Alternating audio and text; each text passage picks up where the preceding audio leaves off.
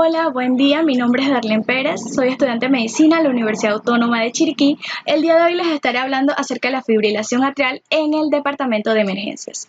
Vamos a iniciar. Bien, esta presentación estará basada en este artículo de revisión que observamos aquí en la presentación del American Journal of Emergency Medicine. Fue una publicación del año 2018. En el que se habla de las consideraciones de la fibrilación atrial dirigidas al departamento de emergencias. Vamos a partir de la epidemiología de la enfermedad. Según estudios que se realizaron en el año 2013, demuestra un aumento del 29% de las visitas del departamento de urgencias o departamento de emergencias. De estas, 0.9% de las disritmias es representada por la fibrilación atrial en todas las visitas que se realicen en este servicio. Es la arritmia más común. Se presenta en 1 a 2% de la población y hay un pequeño aumento del 9% en personas de más de 80 años. ¿Qué nos indica esto? Que hay una marcada prevalencia con el aumento de la edad. ¿Asociada a qué factores? Factores como la insuficiencia cardíaca y el accidente cerebrovascular van a ser los principales de esta patología. En cuanto a su morbimortalidad, esta aumenta con la presencia de patologías concomitantes. Hay mayor riesgo en hombres, caucásicos y ancianos. Sin embargo, demuestra que hay un riesgo mayor de desarrollar un accidente cerebrovascular conjunto a la fibrilación atrial en el sexo femenino. Por otra parte, su etiología. Su etiología es diversa. Hay factores contribuyentes como las canalopatías, el uso de estimulantes, la enfermedad pulmonar, el ejercicio extremo, el tabaquismo, la enfermedad renal crónica y ahora se añade a su etiología la disfunción eréctil. Hay aumento de la mortalidad. ¿Por qué factores? Hipertensión principalmente, también la diabetes, la obesidad, el consumo de etanol, la enfermedad arterial coronaria, la enfermedad cardíaca valvular, la enfermedad tiroidea, trastornos hidroelectrolíticos y una cirugía cardíaca previa. En cuanto a su fisiopatología, la fibrilación atrial, iniciaremos con explicar que en un corazón normal los impulsos se van a generar en el nódulo sinusal, seguido por una activación y contracción auricular y ventricular que son regulares, o sea que es un patrón rítmico. La fibrilación atrial va a resultar de la despolarización de múltiples circuitos de microentrada que alcanzan el nódulo AB en 300 a 600 impulsos auriculares por minuto. En la fibrilación atrial va a haber un ritmo caótico, sin poder señalar el sitio específico donde se están generando las señales eléctricas, porque no es el sitio usual. Entonces, ¿qué puede pasar cuando hay estos latidos auriculares irregulares? Bien, puede darse una insuficiencia en la contracción auricular. La sangre puede estancarse a nivel de la aurícula, principalmente izquierda, donde es la principal zona donde se pueden alojar los trombos, y entonces luego estos se convierten en émbolos. ¿Por qué en émbolos? Porque salen, se van distantes a su sitio de origen, entonces ellos pueden ir y viajar hasta el cerebro, produciendo entonces el accidente cerebrovascular. También la sangre puede acumularse dentro del ventrículo, causando entonces un bombeo ineficaz que no permite que llegue la demanda de oxígeno y nutrientes al resto de los tejidos. ¿Qué puede ser la consecuencia de esto? Una insuficiencia cardíaca. Entonces, esta actividad ventricular rápida va a causar que el ventrículo trate de equiparar a la velocidad a la que las aurículas se están contrayendo para que el corazón esté funcionando conjunto, pero el ventrículo no lo logra. Entonces se produce un latido alocado en el que la aurícula va por un lado, el ventrículo va por el otro, es decir, que no es un latido sincrónico. Entonces esta actividad que genera disminución del flujo miocárdico, un gasto cardíaco disminuido y puede llevar al daño del miocardio o el músculo cardíaco. En cuanto al electrocardiograma en la fibrilación atrial, este se va a caracterizar por la aparición de un ritmo caótico e irregular, como vemos en la imagen que estoy señalando aquí con el cursor. En esta que vamos a observar se va a caracterizar por la aparición de ondas F o ondas de fibrilación, ausencia de ondas P, a diferencia del ritmo normal que sí presenta las ondas P, es un ritmo regular sinusal, y también RR irregular como les estaba mencionando. Si ven aquí hay unos que son un poco más cortos, otros se van alargando, cortos, no tienen un patrón constante. En cuanto al QRS, puede ser estrecho en individuos sin bloqueos de rama o ancho cuando hay un bloqueo de rama ventricular. El bloqueo completo y la fibrilación auricular es como lo que observamos en la imagen que está acá, en la imagen inferior. Va a haber un ritmo regular y sin discernimiento de ondas P porque hay un solapamiento entre las manifestaciones de uno y el otro que se están presentando. También puede haber el Wolff-Parkinson-White más la fibrilación atrial, que en el EKG se va a observar similar a lo que es la taquicardia ventricular, aunque la fibrilación auricular o fibrilación atrial preexcitación demuestra entonces un ritmo irregular. En cuanto a la clasificación, la fibrilación atrial se va a clasificar según los episodios diagnosticados por primera vez como paroxística, aquella que consiste en episodios que terminan espontáneamente o con intervención durante los 7 días posteriores al inicio. Va a ser persistente aquella que se presente por más de 7 días. Persistente de larga duración, aquella que el periodo sea ya de mayor data, es decir, que puede ser mayor de un año. Y permanente es aquella en la que hay una fibrilación atrial o auricular continuada con la decisión conjunta entre el paciente y el médico de mantener el ritmo sinusal. O sea, detener los intentos de mantenerlo. Y entonces el tipo recurrente, este es en el que se dan 2 episodios o más. Bien. Ahora hablaremos de los pacientes estables. Es importante realizar una historia clínica dirigida y un examen físico garantizado, que se recomienda entonces una evaluación que incluya panel de electrolitos, recuento completo de células sanguíneas, radiografía de tórax y EKG. Las pruebas adicionales que incluyen el péptido natriurético cerebral o la troponina no se recomiendan de forma rutinaria, sino que dependen de la situación clínica que se presente. Se recomienda realizar pruebas de embarazo en mujeres en edad fértil o edad reproductiva y la evaluación de la embolia pulmonar debe basarse en la situación clínica. Un estudio de corte prospectivo sugirió el dolor en el pecho y depresión en el segmento ST menor de 2 milímetros, que son comunes hallazgos en la fibrilación atrial, pero que tienen más bien una capacidad limitada para diagnosticar o predecir el síndrome coronario agudo. Se requiere entonces un juicio clínico para evaluar el riesgo del síndrome coronario agudo con fibrilación atrial y cambios significativos del segmento ST post-tratamiento, entonces deberíamos considerar un síndrome coronario agudo. En cuanto al manejo, el tratamiento de la fibrilación atrial es secundario rápido a la fibrilación atrial presente.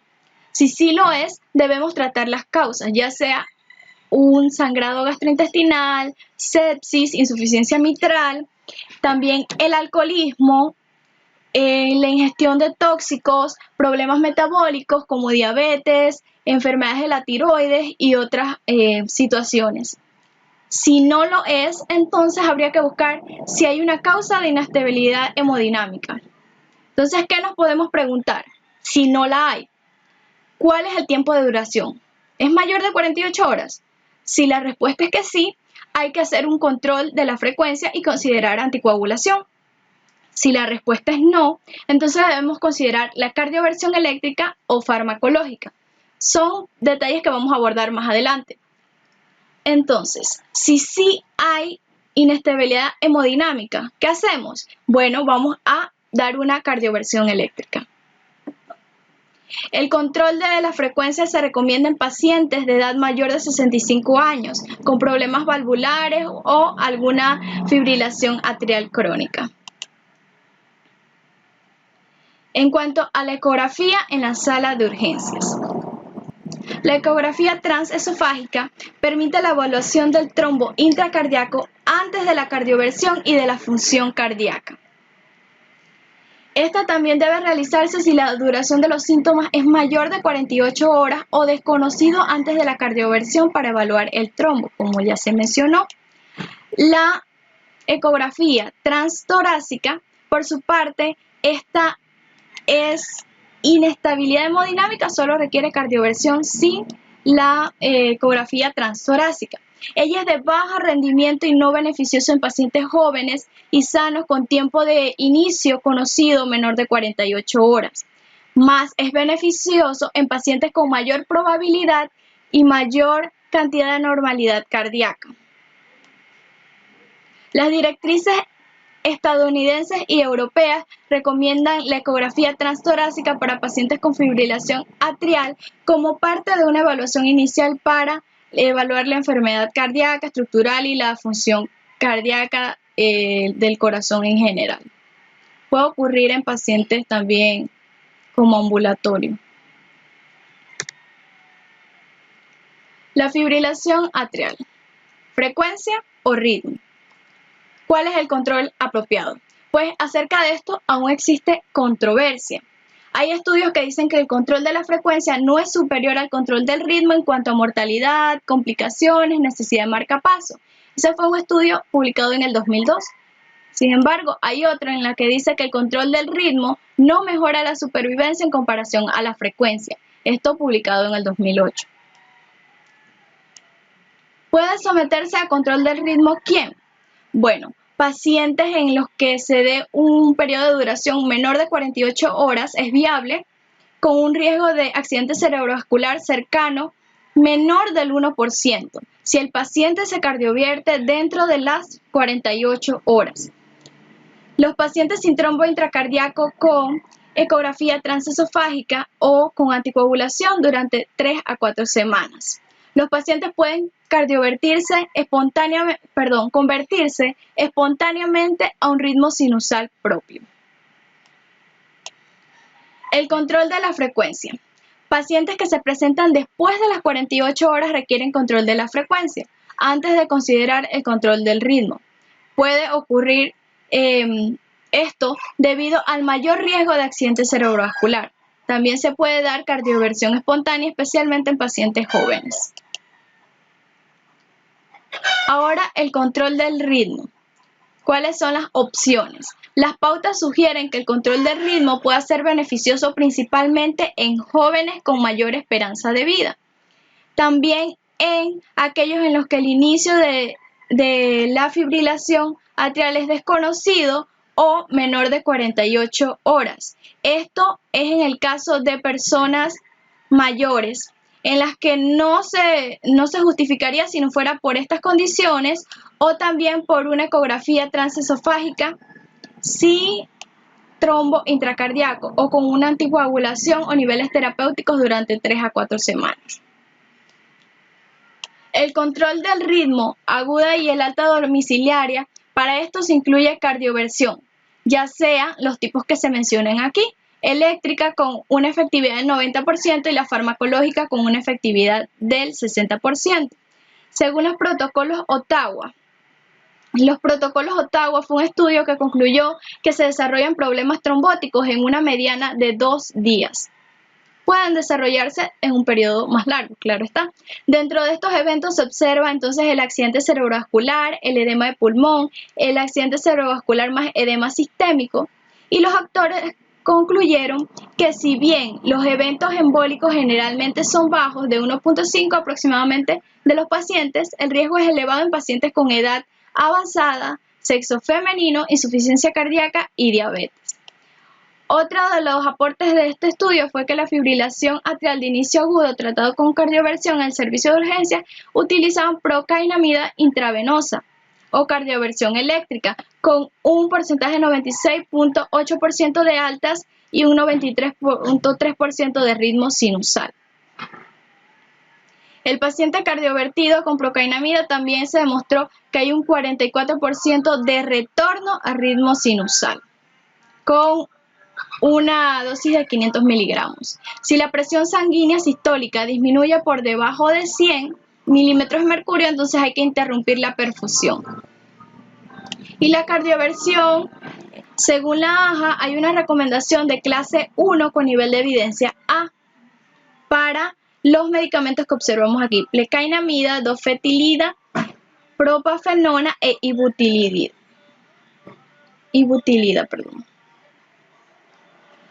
También se añade a la cardioversión farmacológica y el uso de amiodarona, pero esta recomendación es tipo clase 2A con un nivel de evidencia A. ¿Cuáles son las contraindicaciones de la cardioversión? Duración desconocida de la fibrilación atrial. Una duración mayor de 48 horas. Riesgo de stroke reciente o un ataque isquémico transitorio. Enfermedad cardíaca reumática también. El riesgo de arritmia ventricular en el que hayan anormalidades de los electrolíticas,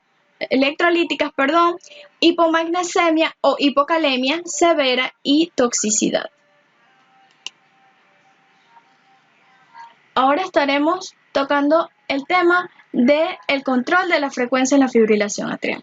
Bien, se recomienda para el control de la frecuencia en la fibrilación atrial con una duración mayor o igual de 48 horas en pacientes estables el uso de bloqueadores beta y bloqueadores de los canales de calcio no dihidropiridínicos, como el metoprolol y el dialtiazem. También se utilizan digitálicos, pero estos no se ha comprobado que controlen adecuadamente la frecuencia cardíaca, excepto en casos como el sedentarismo e insuficiencia cardíaca compensada. También se emplea el uso de amiodarona con una frecuencia de eyección reducida en esos casos, y este tiene un periodo de acción de 6 a 7 horas. No en preexcitación y fibrilación atrial, no debemos realizar el control de la frecuencia en estos casos. Y el objetivo de la frecuencia cardíaca es menor de 100 a 110 latidos por minuto, esto dependiendo del punto de vista según las guías que se estén tomando en cuenta. Las guías estadounidenses recomiendan más frecuencias cardíacas que estén entre los 100 latidos por minuto y guías canadienses recomiendan entonces 110 latidos por minuto. Bien. En esta diapositiva mostramos las indicaciones de administración de los tratamientos empleados en esta patología, cómo se administran, cuál es su dosis y qué debemos tomar a consideración. Como beta bloqueante tenemos el metoprolol. También se utilizan otros beta bloqueantes como el carvedilol, bisoprolol y el esmolol, pero al ser el metoprolol el más importante fue el que decidí colocar en esta presentación. Se puede administrar vía intravenosa o vía oral. Entonces, en la vía intravenosa se dan 5 miligramos en pulso lento, que se repiten hasta 15 miligramos. Y en la vía oral, entonces, se administra de 12.5 a 100 miligramos 2 veces por día. Entonces, el efecto en la frecuencia cardíaca se da en 5 minutos. Es bastante rápido. El tratamiento con beta bloqueantes puede mejorar la supervivencia en pacientes con insuficiencia cardíaca con fracción de eyección reducida, más no con insuficiencia cardíaca con fracción de eyección preservada. La forma aguda en pacientes con insuficiencia cardíaca descompensada y fibrilación auricular o fibrilación atrial pueden provocar un shock cardiogénico. En la cardiopatía isquémica, los beta bloqueantes están asociados con la reducción de la arritmia ventricular y la muerte súbita cardíaca.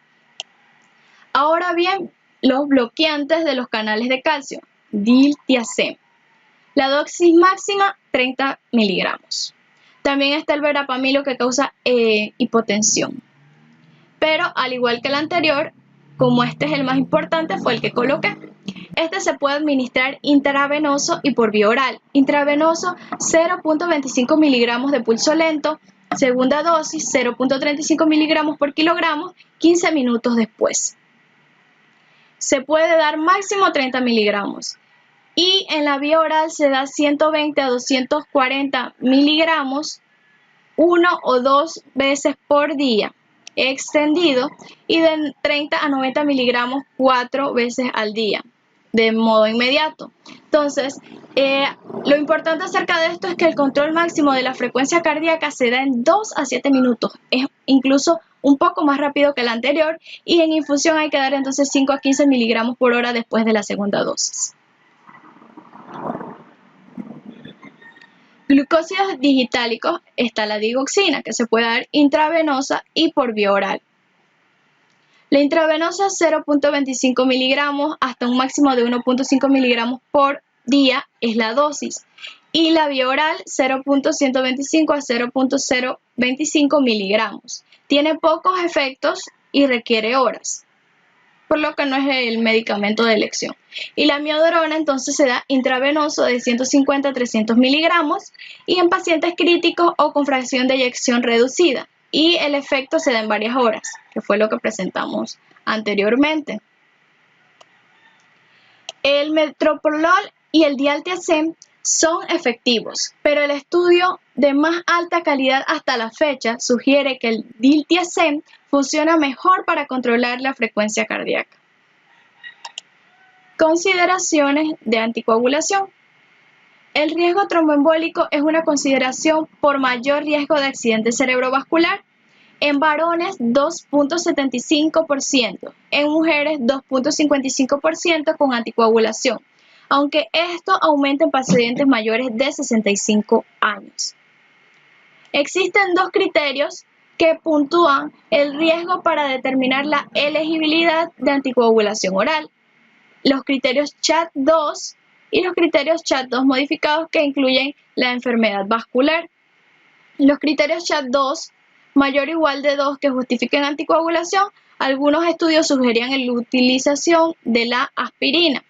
Entonces los criterios CHAD-2 modificados, que incluyen la afectación vascular, entonces igualmente estudios afirmaban que la efectividad de la aspirina era de un 40%. También se empleaban warfarina, dabigatran, rivaroxaban o apixaban. La fibrilación atrial no valvular y el CHAD-2 vascular con puntajes de 0, no se recomienda entonces la terapia anticoagulante oral.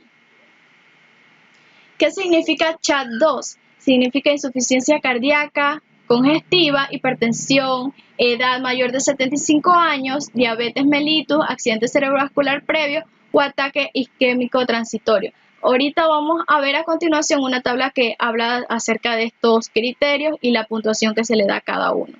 Y entonces el modificado que se le añade la parte vascular, igual, solamente que la edad es a partir de los 65 años a 74 años e incluyen el género femenino. Bien, entonces la AHA o American Heart Association recomienda que cualquier paciente con accidente previo cerebrovascular, entonces también un accidente isquémico transitorio o un CHAD modificado de puntaje mayor o igual de 2 debe ser anticoagulado con warfarina, dabigatran, rivaroxaban o apixaban. Si un paciente tiene fibrilación atrial y valvular, no valvular. La warfarina es el anticoagulante recomendado para el corazón mecánico y la estenosis mitral. También se hace la comparación entre la fibrilación atrial y los anticoagulantes orales directos, que se dice que disminuyen el riesgo de accidente cerebrovascular en general, tienen menor mortalidad, también disminuyen el riesgo de sangrado y otros factores. Aquí presentamos entonces la tabla de criterios y puntuación para el CHAD con afectación vascular. Entonces, como vimos en la diapositiva anterior, se presentó la edad de 65 años en la que no hay riesgo, 65 a 74 es el punto de 1, mayor de 75 es el puntaje máximo 2, si es mujer tiene un punto, hombre no tiene puntos. Y así se va evaluando cada factor de los que ya mencioné: hipertensión, diabetes, antecedentes de un evento previo. ¿Cómo se interpreta este puntaje? 0 puntos, bajo riesgo, sin anticoagulación. 1 punto, entonces es un riesgo bajo moderado y hay que considerar la medicación antiplaquetaria o anticoagulante. Mayor de 2 puntos quiere decir que el riesgo es moderadamente alto y hay que ofrecer anticoagulación al paciente. Otras consideraciones de la anticoagulación. Las guías canadienses nos hablan de un CHAD-2 para estimar el riesgo de accidente cerebrovascular, igual que las guías que ya se mencionaron. Cualquiera edad mayor de 65 años con fibrilación auricular o fibrilación atrial debe recibir terapia de anticoagulantes orales, según las guías canadienses. Menores de 65 años sin factores de riesgo CHADS o enfermedad vascular deben recibir aspirina. El régimen de anticoagulación antes era warfarina, ahora son los anticoagulantes orales de acción rápida. Trombina directa, los inhibidores de dabigatran y los inhibidores del factor que incluyen apixaban, edoxaban y rivaroxaban. Hay que considerar anticoagulantes en fibrilación atrial estable e inestable. El riesgo de accidente cerebrovascular y menor mortalidad, menor sangrado, en comparación de la warfarina, como mencioné anteriormente, es para los anticoagulantes orales de acción directa, que ahora son bastante empleados. La fibrilación atrial en el servicio de urgencias, ya sea que el paciente sea estable o inestable, necesita el control de la frecuencia o el ritmo. Los pacientes con alto riesgo de accidente cerebrovascular, según las recomendaciones anteriores, deben considerarse candidatos para la anticoagulación, como mencioné, incluso en situaciones de emergencia. Los anticoagulantes orales. Está el rivaroxaban, apixaban, endoxaban y el dabigatran. El rivaroxaban se da en dosis de 20 miligramos una vez por día con la cena. Esto es importante, debe darse con la cena. La eliminación renal de este fármaco es del 66%. Ahorita vamos a mencionar por qué la eliminación renal es importante. El apixaban, una dosis de 5 miligramos 2 veces por día y la eliminación renal es de 25%. El endoxaban, 60 miligramos una vez al día y la eliminación renal es del 35%. Y el dabigatran, que es un inhibidor del factor 2A, entonces se da 150 miligramos 2 veces por día y la eliminación renal es del 80%. La terapia de los anticoagulantes orales de acción directa debe evitarse, que quede claro, en pacientes con enfermedad renal o hepática grave, sangrado reciente y también dependiendo del número de plaquetas, como se observa aquí. Depende del aclaramiento de la creatinina. Y los pacientes con cáncer deben recibir heparina de bajo peso molecular sobre los anticoagulantes orales de acción directa. Entonces, por los factores que vemos aquí, evitarse en pacientes con enfermedad renal y también por el aclaramiento de la creatinina, que van a ser factores para su implementación. Por eso decía que era importante tener en cuenta cuál es la eliminación renal de cada uno de los fármacos que se mencionó. Pacientes inestables.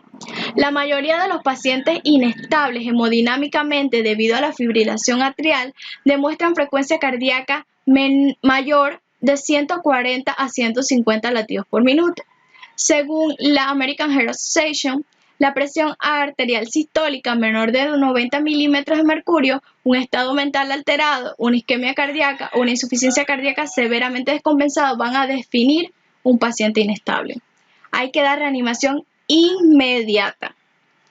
La anticoagulación por inicio desconocido de la disritmia o la duración mayor de 48 horas si se debe a la fibrilación atrial sin importar la duración.